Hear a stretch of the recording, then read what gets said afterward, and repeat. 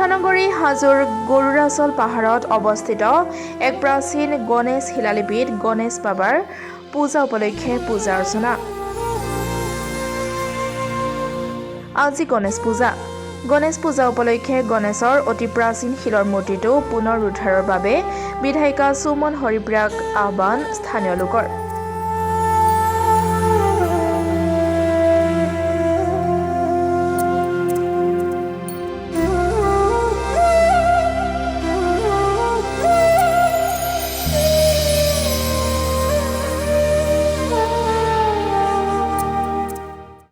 বৰ্তমান আমি আছোঁ হাজোৰ গৰুৰাচল পাহাৰত।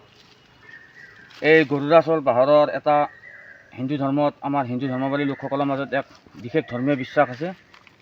যেতিয়া ভগৱান শ্ৰীকৃষ্ণই ৰুক্মিণীক হৰণ কৰিবলৈ অসমলৈ আহিছিল, তেতিয়া গৰুৰৰ পিঠিত উঠি আহোঁতে গৰুৰ যেতিয়া ভাগৰি পৰিছিল, এই পাহাৰতে আশ্ৰয় লৈছিল। সেইকাৰণে এই পাহাৰখনৰ নাম গৰুৰাচল পাহাৰ।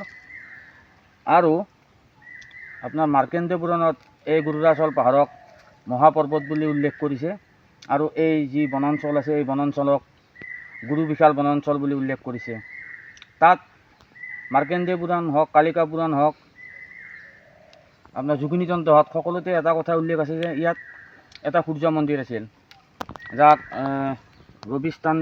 ৰবি ধাম বুলি কোৱা হৈছিল। এতিয়া সেই মন্দিৰটো নাই, নহ'লেও সেই মন্দিৰটোৰ চিহ্ন হিচাপে এইটো আপোনাৰ গণেশ মন্দিৰ আছে।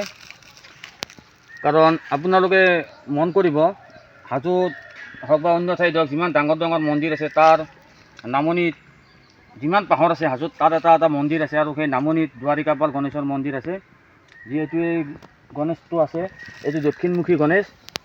এই গণেশটোৱে দ্বাৰিকাপাল গণেশ, সেই প্ৰাচীন সূৰ্য মন্দিৰৰ বুলি আমি ধাৰণা কৰিছোঁ।